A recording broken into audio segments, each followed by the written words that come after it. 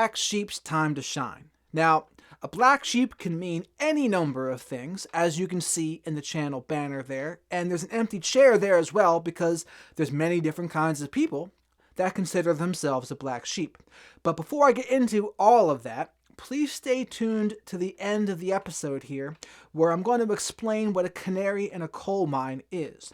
One of the missions of this channel is just to educate and to help people gain a little more wisdom in all areas of life, honestly, and I think it would be helpful to learn where some of these expressions came from and their origins. And so at the end, I'm going to explain what a canary in a coal mine is. Now, how about a black sheep? What is that? Now, one version of a black sheep is someone that is in a narcissistic family and they have unsubscribed from the narcissistic family's reality. That's one version. But as you can see in the banner, we will talk about narcissism here. We're going to talk about BPD here. We're going to talk about CPTSD, addiction, mental health, being an old soul, codependency, being on the spectrum. And here's the thing.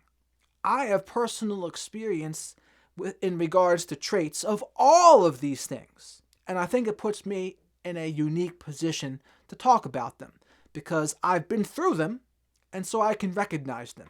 Admittedly, we will talk a lot about narcissism in the beginning, especially because that is a lot of what I talk about on TikTok and on Facebook, and people do want to hear about it. There's a lot of people that have experiences with narcissistic and toxic people. But now here's the other thing though. The labels, I don't want people to focus on the labels as much as the behaviors. But I think one of the things people are going to notice here is whether they are on the spectrum, have CPTSD, BPD, narcissism, or whatever it is, many of the toxic traits can look pretty similar among some of these things too.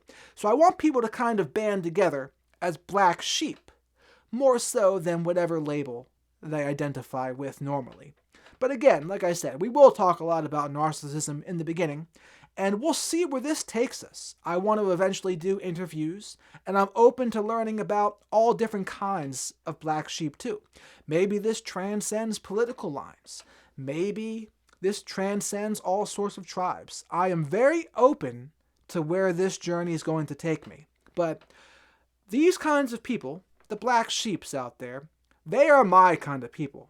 They are the kind of people that I've attracted my whole life. They're the kinds of people that I relate to and identify with, and they're just my kinds of people. And so I want to talk about issues that my kind of people can relate to.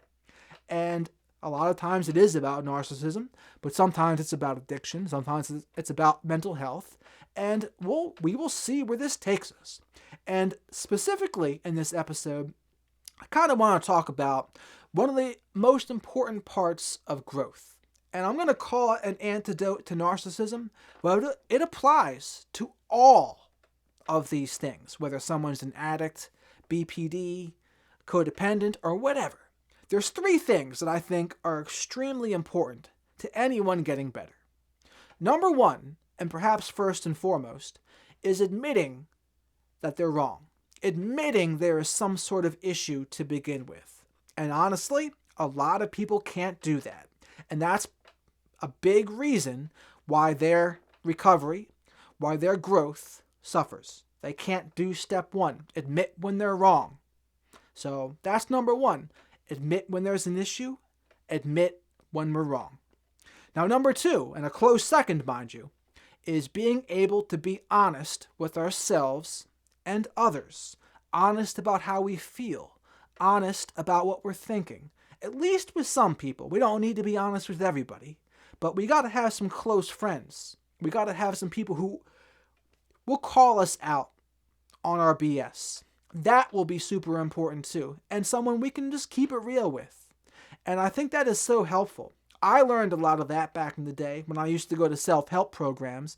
And I've taken that with me to this day. And I'm going to carry that spirit in this channel moving forward. That spirit of honesty. And that's going to be part of the mission of this thing. And then finally, and this is pretty important too, mind you, learning how to take a step back and responding instead of reacting to a situation. Oftentimes there can be an emotional trigger, and the trigger can be any number of things, honestly. But learning to not just spurt out the first thing that comes to your mind, learning to not just emotionally do something, but to feel the response or feel the feeling, and then take a step back and say, okay, what would be the most appropriate thing to do here? How should I respond in this situation? Viktor Frankl, the man who wrote Man's Search for Meaning, said, between stimulus and response, there's a gap. And in that gap, we can choose how we are going to respond in any kind of situation. And that's true for this too.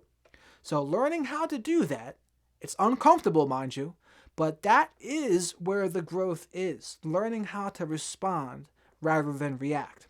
And a lot of people, they struggle with this when someone calls them out on something, or someone tries to place a boundary with them, or maybe they get told no, or they disagree. And all of these things, they have the potential to trigger someone. This triggers narcissistic people, absolutely. Sometimes it can trigger people on the spectrum too. But learning how to recognize that, if that's you out there, if that's you, admit it, be honest about it. You're not going to get judged here. That's the other part about this channel. There will be no judgment on this channel either. I get it. I've been through a lot. I've experienced a lot. We will talk about toxic behaviors, but chances are we might have done some of the toxic behaviors ourselves, if we're honest. Now, narcissists do not have a monopoly on toxic behaviors, and we have to remember that they are not the only ones that have defects and shortcomings. So that's another thing to keep in mind there. But that's how we're going to angle this channel here, is towards the growth and trying to include as many people as possible and not judge them, because everyone has defects, everyone has shortcomings, no one is perfect.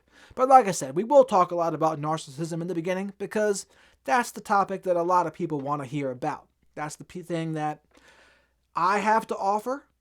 I have a lot of thoughts about it. I've been through a lot with it, and I think I'm going to share some of that stuff. But I think that's good enough here for an introduction. This is just episode number 1. But now, what is a canary in a coal mine? I thought this was super interesting the first time I saw it. But a canary in a coal mine is what coal miners used to do. They used to bring a canary in a cage when they would go down the coal mine.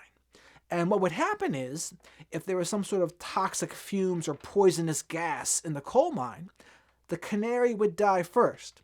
And that would be the coal miner's indicator to get the heck out of there. So a canary in a coal mine is an early warning indicator of trouble. And the canary is something that is very sensitive to its surroundings. So that is what a canary in a coal mine is. Something that is sensitive to its surroundings and serves as an early warning indicator for trouble. So I thought that was super interesting. But that's going to be it here for episode number 1.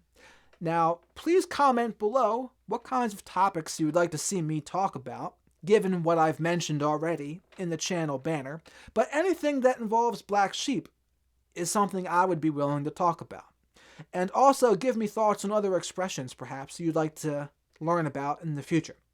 But since this is the beginning here, please like the video if you liked it, subscribe, hit the notification bell, and we're going to take it from there. And I might make a Substack one day. I might make a Patreon one day. I am very open to where this is going to take me. I'm very open to where this journey is going to go. And I'm super excited to have you all on board with what we're going to do here. I think we're going to do some pretty cool things in a way that a lot of the other communities don't quite do. So I think that will be interesting as well. So with that, thank you very much for watching, and look forward to more episodes of Black Sheep's Time to Shine.